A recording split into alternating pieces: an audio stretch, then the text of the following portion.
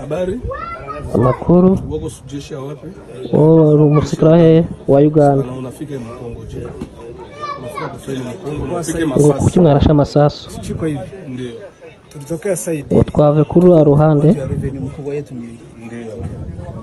So wakati twaje umwanya twazaga muntu ya pikipiki mwenyiko namba lisaka ngo wakati kwenye ngo twirukase ngo uriya ngo baringo baramufata bindi piga risasi juu ngiye ngo nakubise urusika kubera kugira ngo yuzuye ngo bashaka kumwica ngo bareya ngo bashaka kumwica so mindi piga risasi ona rusasi ngo kubera ngo nashaka gukizuye piga ngo bamukutaga ingumi nyinshi Kongo wala Uganda.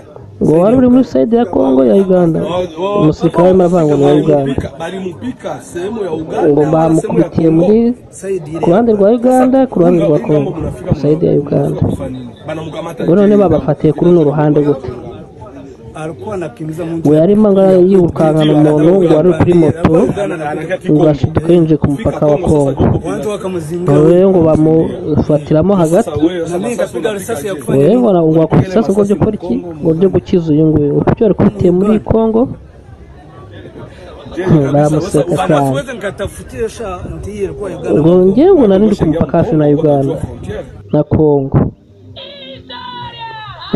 niko mu bikuribona abanyarwandakazi niko n'imyitozo ikomeje igenda ahangaha ni ku ruhande rw'abakora imyitozo ya gisirikare urubyiruko rwitabiriye ari rwishi cyane nuko bimeze rero kandi bari muri morale iyi ni morale rwose yo kwitegura kujya gufasha perezida wabo Tshisekedi rero tugarutse muri uru ruhande aba ni abasirikare babiri bo muri Uganda bafatiwe muri Kongo barababwira ko Uganda nayo izi saha irimo ikora ifatanya na M23 ni ibintu bikiri ku iperereza rikomeye ariko ubu bamaze gufata umwe muri bo bamwe muri bo nako nko muri kubibonera abani abasirikare babiri ba Uganda murababona barimo barisobanura ariko nkuko bafashwe nta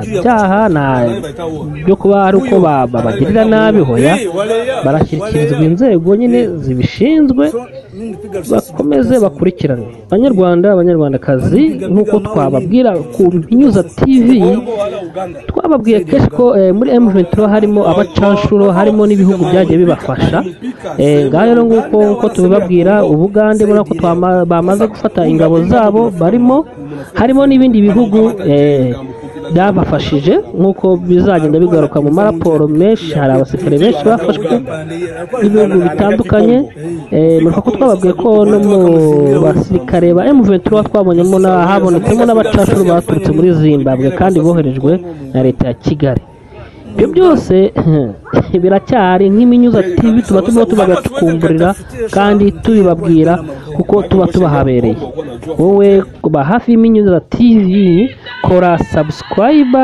ube hafi wowe gusa wimenyera amakuru y'impamo nta handi wayakura hano usibye hano ku Impinyuza TV wewe kora subscribe kore share maze ubundi ukomeze tubane hano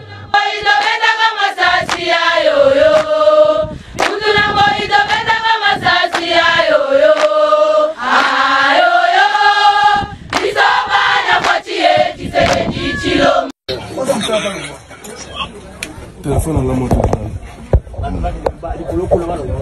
Habari? nzuri Wako jeshi wapi? Uganda. Jeshi ya Uganda. Bana unafika Mkongo je? Unafika kufanya Mkongo unafika masasi. Chiko hivi. Ndio. Tulitokea side ile. Tuko wanju ya revenue mkubwa yetu mimi. Ndio. So wakati tumekuja muntu ya pikipiki mwenyiko namba lisaka kimbia. Wakati kwenye huyu anamfuata bakakamata huyo walikuwa wanataka kuua yeye. Mimi ndipiga risasi juu ya kuchukua. Banani baita uwa. Huyo Banani baita muua. Wale ya. Okay. So mimi ndipiga risasi juu kutasa huyo. Wanampiga mawe nini? Kusudi ndipiga risasi. Sijapiga Kongo wala Uganda.